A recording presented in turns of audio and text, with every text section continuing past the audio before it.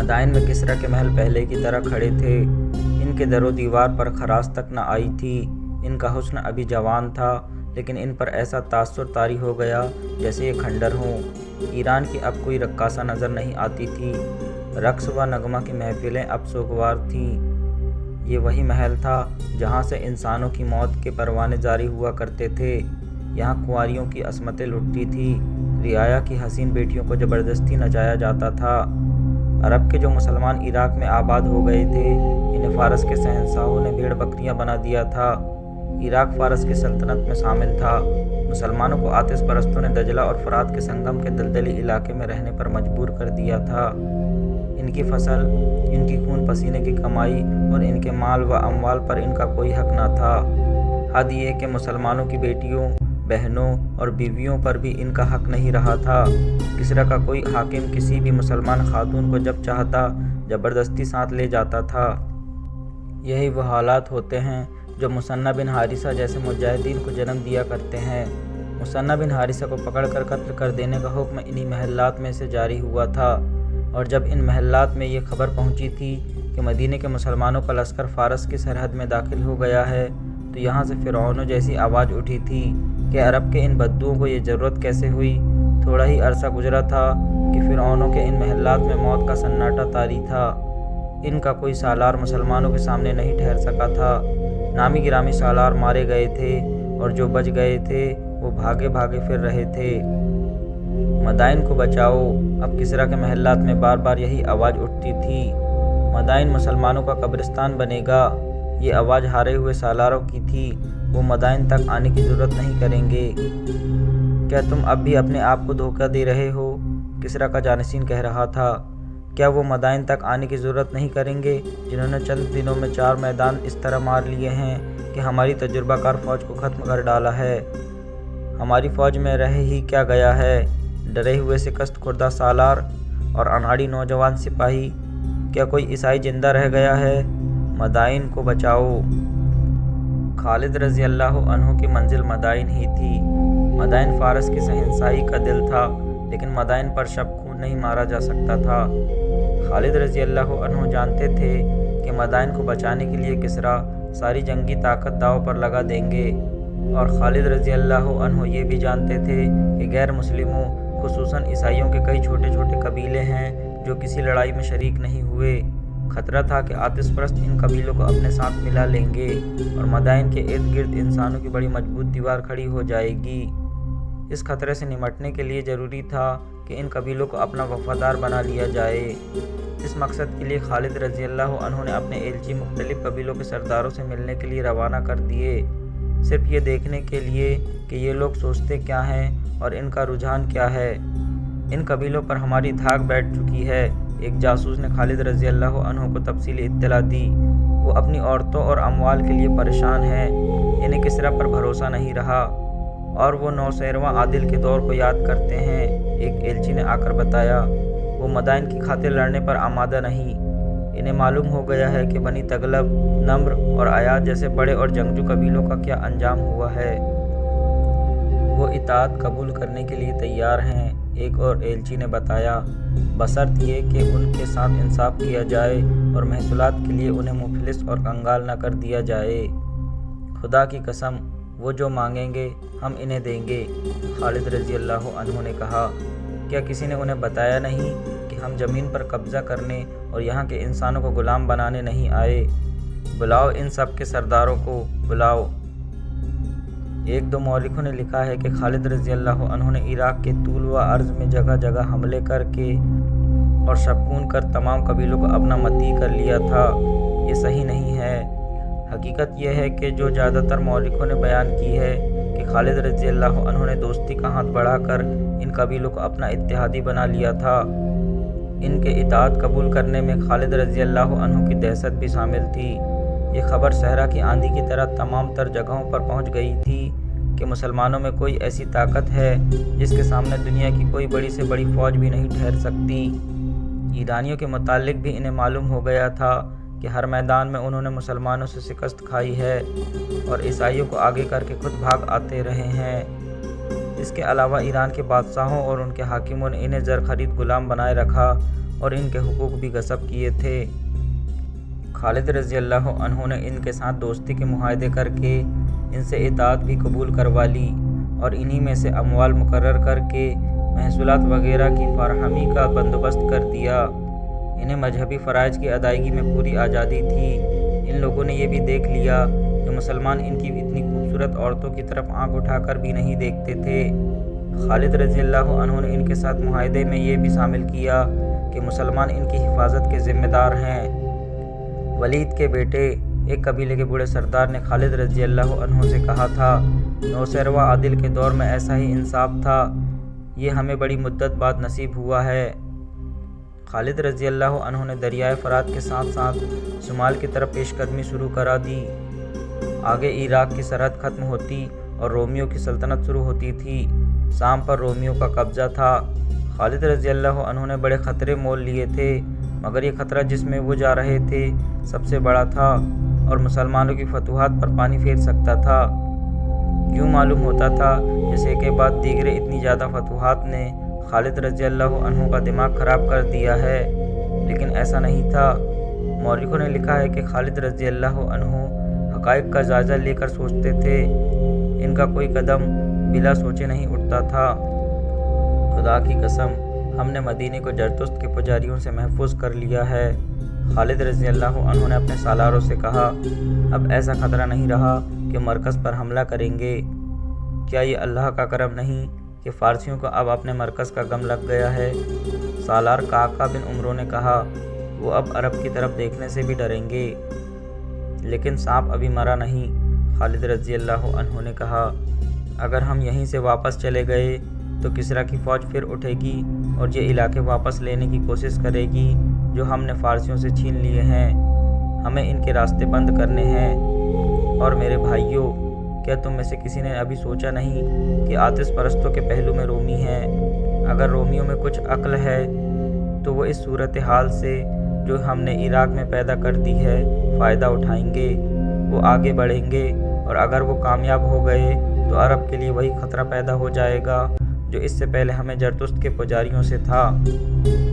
खालिद रज़ी अल्लाह अन्हु ने ज़मीन पर उंगली से लकीरें खींचकर अपने सालारों को बताया कि वो कौन सा रास्ता है जिससे रोमी आ सकते हैं और वो कौन सा मुकाम है जहां कब्ज़ा करके हम इन रास्ते को बंद कर सकते हैं। वो मुकाम फ़राज था। ये शहर फ़रात के मगरबी किनारे पर वाक़ था। वहाँ से रोमियों और फ़ारसियों की यानी शाम और इराक़ की सरहदें मिलती थी। इराक़ के ज़्यादातर इलाके पर अब मुसलमान काबिज़ हो गए थे। यही इलाके ख़तरे में थे। फ़रात से खुश्की के रास्ते के अलावा रोमी या फ़ारसी दरियाई रास्ता भी इख्तियार कर सकते थे। मशहूर यूरोपी मौर्रिख लैन पोल और हेनरी स्मिथ, जो जंगी उमूर पर ज़्यादा नज़र रखता था, लिखते हैं कि खालिद रज़ी अल्लाह अन्हु न सिर्फ मैदान जंग में दुश्मन को गैर मुतवक्किल चालें चल कर शिकस्त देने की अहलियत रखते थे, बल्कि जंगी तदब्बुर भी उनमें मौजूद था और उनकी निगाह दूर दूर तक देख सकती थी। वो आने वाले वक्त के ख़तरों को पहले ही भांप लिया करते थे।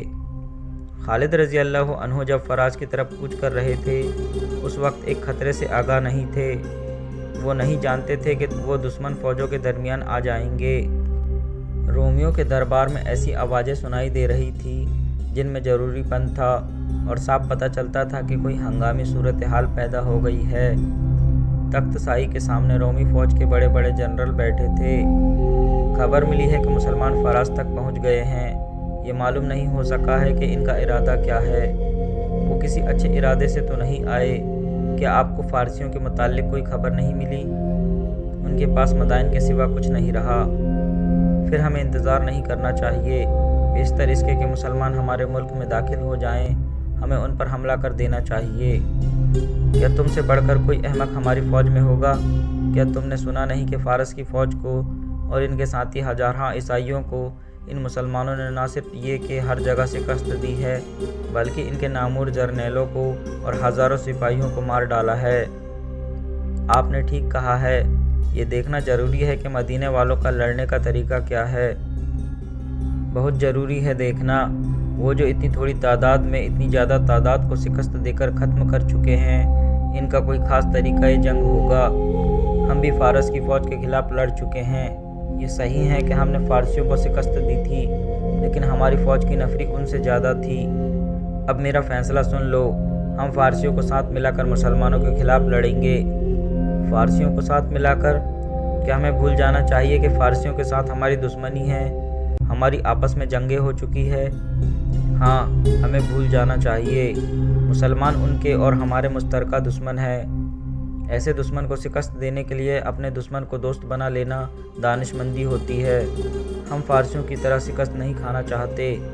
اگر فارسی ہمارے ساتھ دوستی کا معاہدہ کر لیتے ہیں تو ان کے ساتھ عیسائی قبیلے بھی آ جائیں گے۔ اس فیصلے کے مطابق رومیوں کا ایلچی دوستی کا پیغام لے کر مدائن گیا تو آتش پرستوں نے بازو پھیلا کر ایلچی کا استقبال کیا۔ تحائف کا تبادلہ ہوا اور ایلچی کے ساتھ ہی معاہدے کی شرطیں طے ہو گئیں۔ فارس والوں کو اپنا تخت الٹتا نظر آ رہا تھا۔ رومیوں کے پیغام کو انہوں نے غیبی مدد سمجھا۔ مدائن کے دربار سے ان تمام عیسائی قبیلوں کے سرداروں کو بلاوا بھیجا گیا۔ یہ وہی 3 قبیلے بنی تغلب، نمر اور ایاد تھے جو مسلمانوں سے بہت بری شکست کھا چکے تھے۔ مورخوں نے لکھا ہے کہ انہیں جوں ہی اطلاع ملی تو وہ فوراً مدائن پہنچے۔ وہ اپنے ہزارہ مقتولین کا انتقام لینا چاہتے تھے اور وہ اسلام کے پھیلاؤ کو بھی روکنا چاہتے تھے۔ ان قبیلوں میں جو لڑنے والے تھے وہ مسلمانوں کے ہاتھوں مارے جا چکے تھے۔ جوان سال آدمی بہت کم رہ گئے تھے۔ اب اکثریت ادھیڑ عمر لوگوں کی تھی۔ خالد رضی اللہ عنہ کا فراج کی طرف کچھ ان کی خود سری کا مظاہرہ تھا۔ امیر المومنین حضرت ابو بکر رضی اللہ عنہ نے انہیں صرف فارس والوں سے لڑنے کی اجازت دی تھی۔ امیر المومنین کو تو یہ بھی توقع نہیں تھی کہ اپنی اتنی کم فوج فارس جیسی طاقتور فوج کو شکست دے گی، لیکن امیر المومنین ایسا خطرہ مول نہیں لینا چاہتے تھے کہ اتنی لڑائیاں لڑ کر رومیوں سے بھی ٹکر لی جائے۔ رومیوں کی فوج فارسیوں کی فوج سے بہتر تھی۔ یہ خالد رضی اللہ عنہ کا فیصلہ تھا کہ فراس کے مقام پر جا کر رومیوں اور فارسیوں کی ناکہ بندی کر دی جائے۔ خالد رضی اللہ عنہ چین سے بیٹھنے والے سالار نہیں تھے۔ اس کے علاوہ وہ رسول اکرم صلی اللہ علیہ وسلم کے جنگی اصولوں کے قائل تھے، مثلاً یہ کہ دشمن کے سر پر سوار رہو، اگر دشمن کی طرف سے حملے کا خطرہ ہے تو اس کے حملے کا انتظار نہ کرو، آگے بڑھو اور حملہ کر دو۔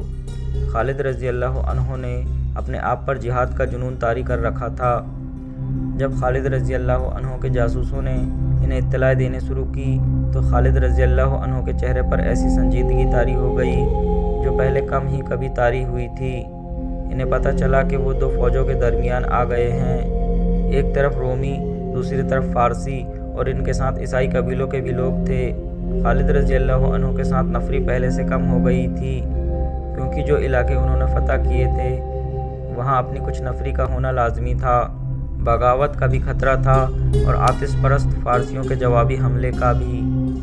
خالد رضی اللہ عنہ فراز میں رمضان 12 ہجری کے آخری دسمبر 633 عیسوی کے پہلے ہفتے میں پہنچے تھے۔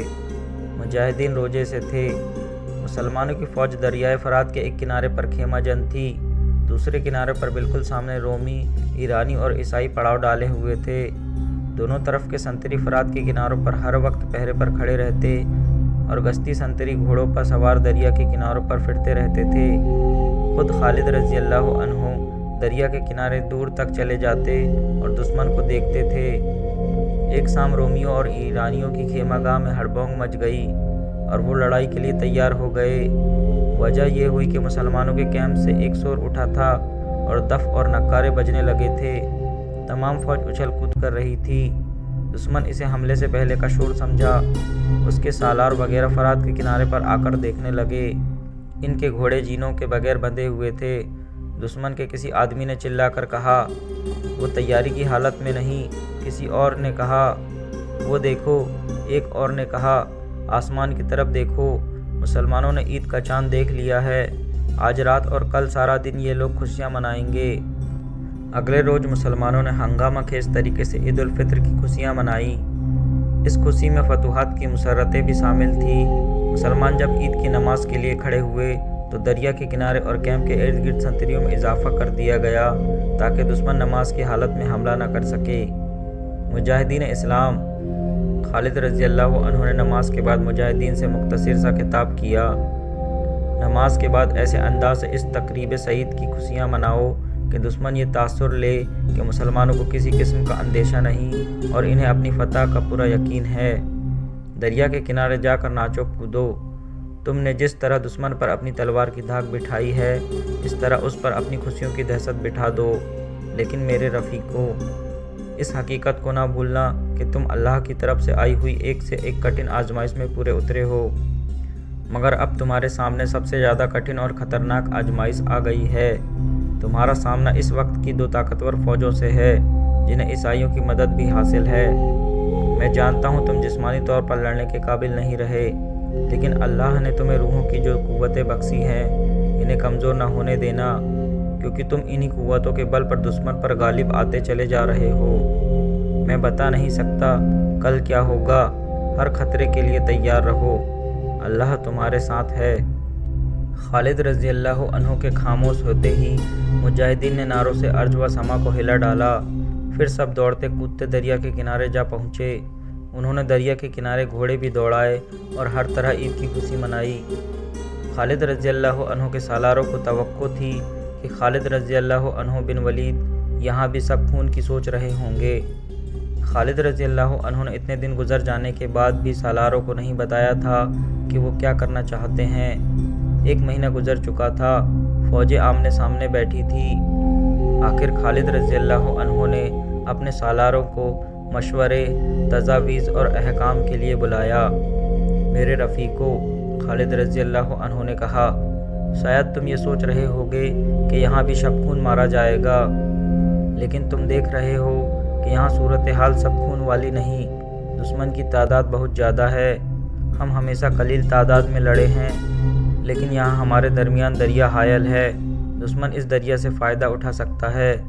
تم نے دیکھ لیا ہے کہ دشمن اتنی زیادہ تعداد کے باوجود ہم پر حملہ نہیں کر رہا، اس سے صاف ظاہر ہوتا ہے کہ وہ احتیاط سے کام لے رہا ہے۔